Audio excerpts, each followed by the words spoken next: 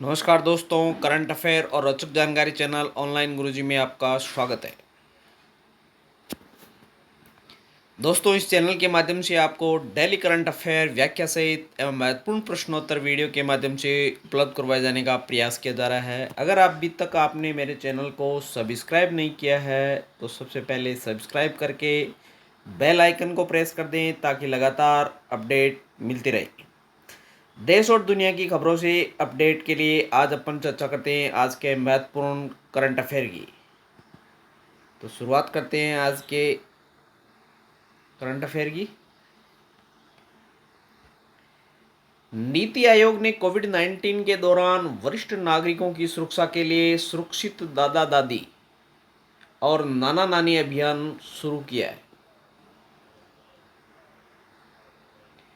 Piramal foundation के सहयोग से सरकारी थिंक टैंक नीति आयोग ने सुरक्षित दादा दादी और नाना नानी अभियान की शुरुआत की है, जिसमें कोविड-19 महामारी के दौरान वरिष्ठ नागरिकों का भलाई सुनिश्चित करने पर ध्यान केंद्रित किया गया है।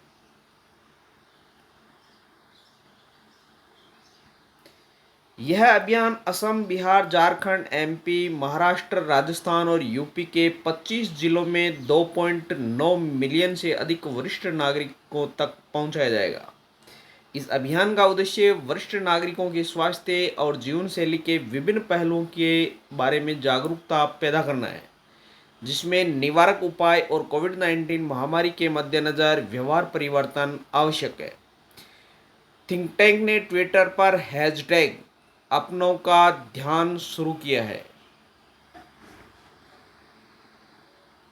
नीति आयोग की संरचना। नीति आयोग का गठन 1 जनवरी 2015 को योजना आयोग के स्थान पर किया गया था। नीति आयोग के अध्यक्ष प्रधानमंत्री होते हैं। वर्तमान में इसके अध्यक्ष नरेंद्र मोदी है।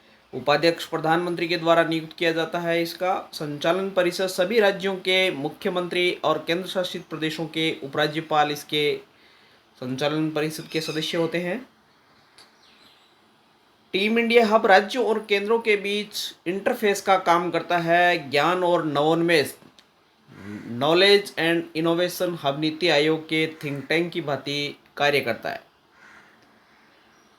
अगली बड़ी खबर है, स्वास्थ्य मंत्री डॉक्टर हर्षवर्धन ने मल्टीमीडिया गाइड कोविड कथा का शुभारंभ किया है। केंद्रीय स्वास्थ्य मंत्री डॉक्टर हर्षवर्धन ने कोविड-19 रोग पर एक मल्टीमीडिया गाइड कोविड कथा का शुभारंभ किया है। पुस्तक कोविड-19 पर एक मल्टीमीडिया गाइड है, जिसमें असम स्थित डॉक्टर अनामिका रे मेमोरियल ट्रस्ट ARMT टीम के द्वारा विकसित और शोध किए गए विषयों के दृश्य प्रतिनिधित्व और असम के कार्टूनिस्ट नीतूपर्णा राजवंशी द्वारा सचित्र का उपयोग विज्ञान और सरल तरीकों से स्वास्थ्य के संदेश को फैलाने के लिए किया गया है। डॉक्टर हर्षवर्धन ने कहा कि पुस्तक वर्तमान परिदृश्य में बड़े पैमाने पर लोगों के लिए अत्यंत उपयोगी और अनुकरणीय विज्ञान संचार समाधान है। फेसबुक और बॉलीवुड ने आई फॉर इंडिया कंसर्ट में सहयोग किया। Social media networking site Facebook ने भारतीय मनोरंजन में कुछ बड़े नामों के साथ मिलकर home to home fundraiser concert I for India रखा है। फंडराइजर कंसर्ट में 100% आय ऑन ग्राउंड राहत प्रयासों का समर्थन करने के लिए गिव इंडिया द्वारा प्रबंधित इंडिया कोविड-19 रेस्पॉन्स फंड में जाएगी। गिव इंडिया ORG 23 राज्यों में पहुंच के साथ भारत का सबसे बड़ा मंच है। रूस लॉन्च करेगा पहला आर्कटिक उपग्रह। रूस की एक एरोस्पेस कंपनी की हाल ही घोषणा के अनुसार रूस आर्कटिक जलवायु और पर्यावरण की निगरानी के लिए पहला आर्कटिक M उपग्रह लॉन्च करने जा रहा है। रिमोट सेंसिंग उपग्रह आर्कटिक M से पृथ्वी के ध्रुवीय क्षेत्र की मौसम संबंधी स्थितियों पर नजर रखी जाएगी और यह सटीक मौसम पूर्वानुमान में सहायता करेगा। रूस की राजधानी मॉस्को है। यहाँ के राष्ट्रपति व्लादिमीर पुतिन है। रूस की मुद्रा वह रूबल है। डीजीसीए ने गरुड़ पोर्टल लॉन्च किया है।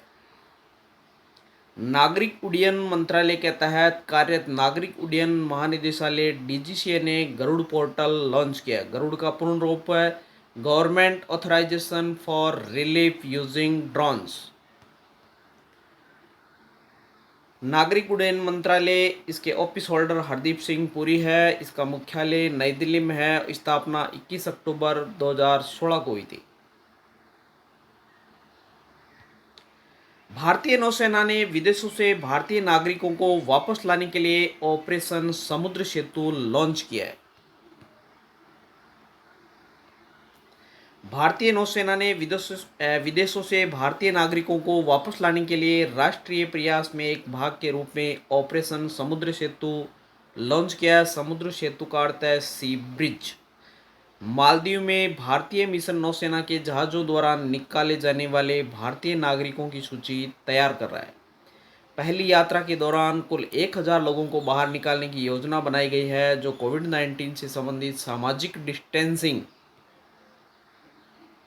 मानदंडों के लिए खान-पान की क्षमता और चिकित्सा सुविधा उपलब्ध जहाज पर उपलब्ध होगी।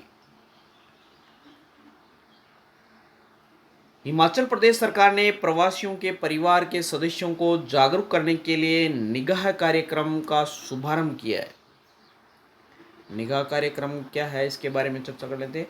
हिमाचल प्रदेश में देश के अन्य हिस्सों से राज्य में आने वाले लोगों के परिवार के सदस्यों को संवेदनशील बनाने और शिक्षित करने के लिए राज्य सरकार के द्वारा एक नया कार्यक्रम निगाह शुरू करने की योजना बना ली है। निगाह कार्यक्रम के अंतर्गत आशा, स्वास्थ्य और आंगनबाड़ी कार्यकर्ताओं की एक टीम सामाजिक दूरी के महत्व के बारे में दूसरे राज्यों से आने वाले व्यक्तियों के परिवार के सदस्यों को जागरूक करेगी, ताकि उन्हें किसी संभावित संक्रमण से बचाया जा सके। इस कार्यक्रम के तहत आशा, स्वास्थ्य और आंगनबाड़ी कार्यकर्ताओं को होम संगरोध, आइसोलेट या क्वारंटाइन नाम से जाना जाता है, जिसे के दौरान सामाजिक दूरियों को बनाए रखने के लिए सामान्य जागरूकता पैदा करने के लिए तैनात किया जाएगा। उन व्यक्तियों के खिलाफ भी कड़ी कार्रवाई की जाएगी जो घरेलू संगरोध का पालन नहीं करेंगे, जिन्हें होम आइसोलेशन अपन नाम दे रहे हैं अभी। आशा क्या है? आशा का पूर्ण रूप है एग्रीडेट सोशल हेल्थ एक्टिविस्ट। आशा कार्यकर्ता प्रशिक्षित महिला सामुदायिक स्वास्थ्य कार्यकर्ता है। आशा योजना वर्तमान में गोवा, पुदुचेरी और चंडीगढ़ को छोड़कर 33 राज्यों में लागू है। आशा कार्यकर्ता ग्रामीण और शहरी दोनों क्षेत्रों में तैनात है। झारखंड सरकार ने प्रवासी लोगों की मदद करने के लिए मनरेगा के दिवस बढ़ाने के लिए 3 योजनाएं शुरू की है।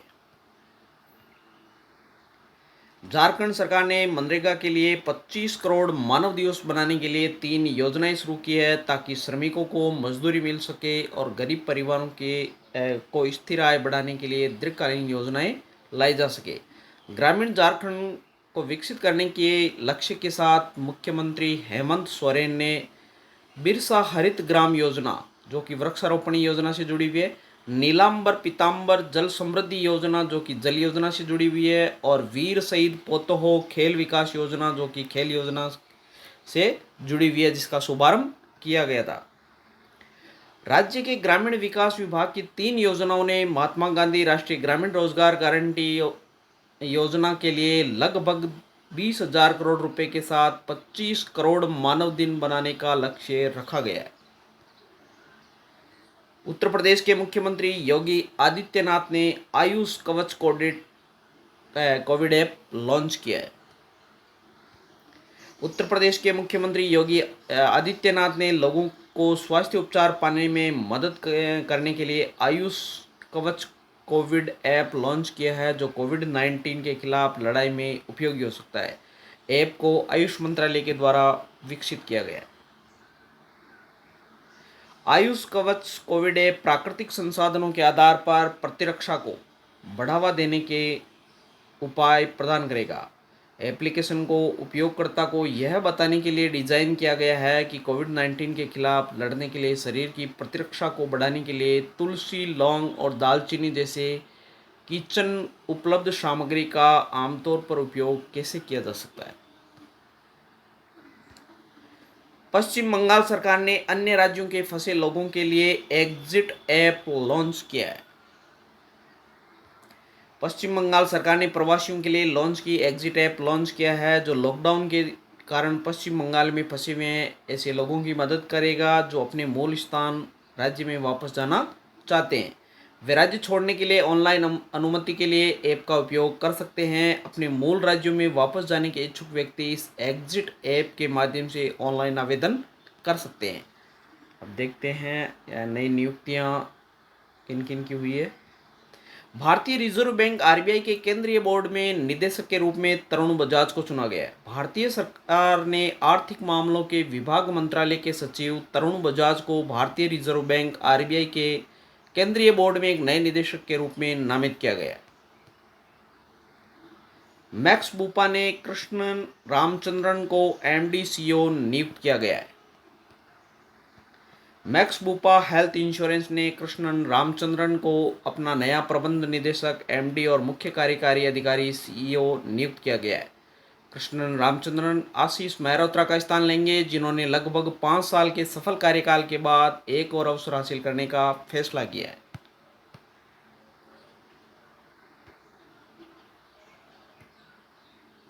आरबीएल ने दीपक कुमार को सीआरओ नियुक्त किया है। रत्नाकर बैंक लिमिटेड आरबीएल ने दीपक कुमार को 2 वर्षों के कार्यकाल के लिए अपने नए मुख्य जोखिम अधिकारी सीआरओ के रूप में नामित किया है। दीपक कुमार पीएमसी संकट के लिए भारतीय रिजर्व बैंक की संकल्प समिति का एक हिस्सा थे और भारतीय स्टेट बैंक के मुख्य महाप्रबंधक के रूप में भी अनुभव रखते हैं। अब जो करंट के अंदर पुरस्कार दिए गए हैं, रूस ने उत्तर कोरियाई नेता किम जोंग को उनको स्मारक युद्ध पदक से सम्मानित किया गया है। रूसी राष्ट्रपति व्लादिमीर पुतिन ने नाजी जर्मनी पर जीत की 75वीं वर्षगांठ के अवसर पर उत्तर कोरिया के नेता किम जोंग को उनको एक द्वितीय विश्व युद्ध के पदक से सम्मानित किया गया है। उत्तर कोरिया के क्षेत्र में मारे गए सोवियत सैनिकों की यादों को सुरक्षित रखने में उनकी भूमिका के लिए किम को यह पदक प्रदान किया गया था। किम के लिए रूसी सरकार का यह सम्मान तब आया जब हाल ही में उनके अचानक सार्वजनिक होने से उनके स्वास्थ्य में गंभीर खतरे के बारे में परस्पर विरोधी मीडिया रिपोर्टों को हवा मिली थी। रूस ने हाल ही में उत्तर कोरिया की परमाणु आकांक्षाओं की निंदा की है। वर्ष 2016 में उत्तर कोरिया के परमाणु परीक्षणों के बाद रूस ने संयुक्त राष्ट्र सुरक्षा परिषद के फैसलों का समर्थन किया था।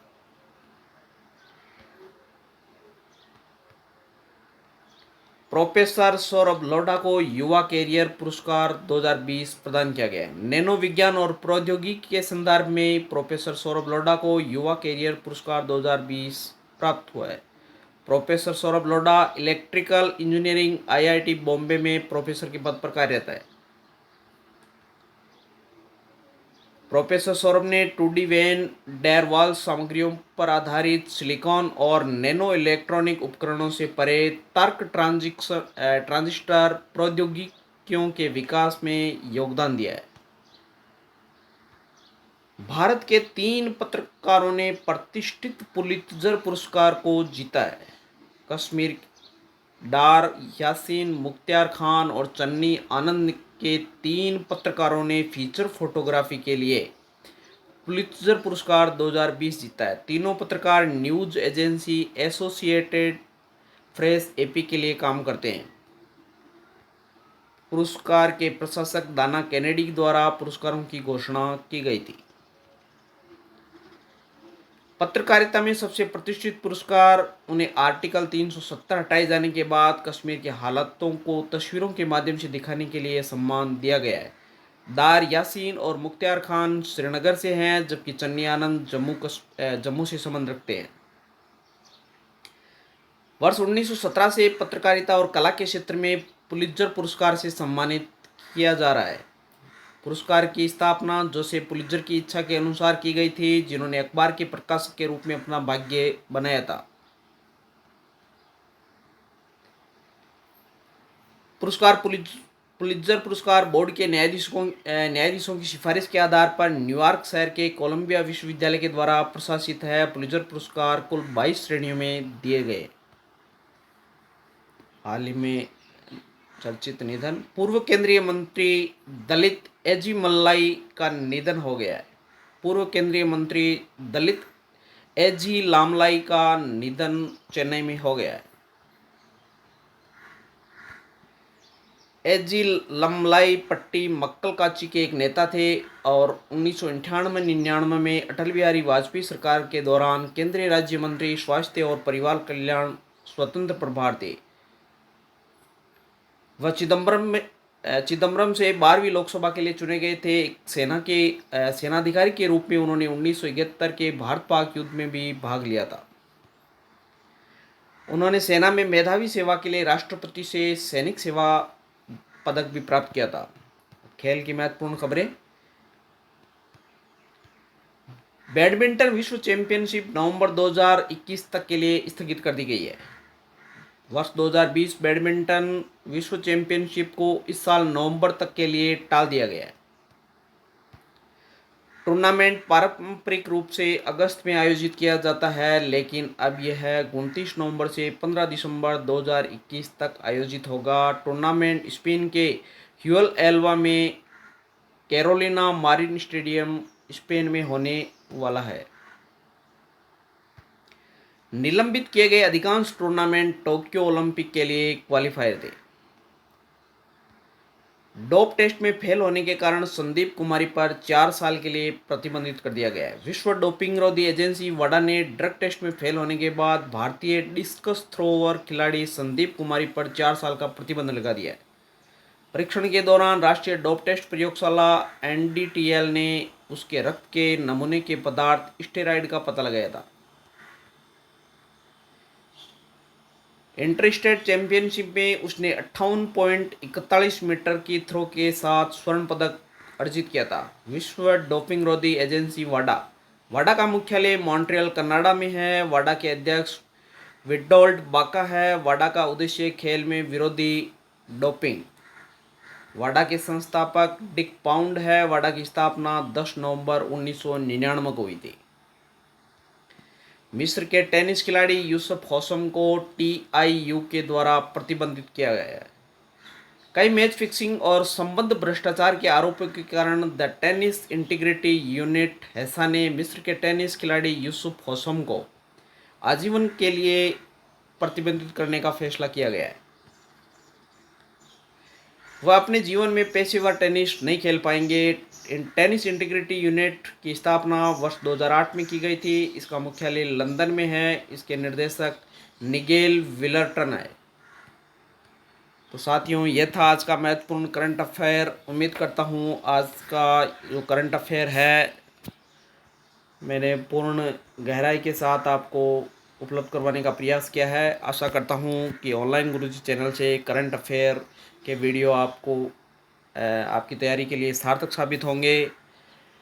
प्लीज़ मेरे चैनल को लाइक, सब्सक्राइब और ज़्यादा से ज़्यादा शेयर करें ताकि इसी उत्साह के साथ लगातार वीडियो आपको मिलते रहे। धन्यवाद।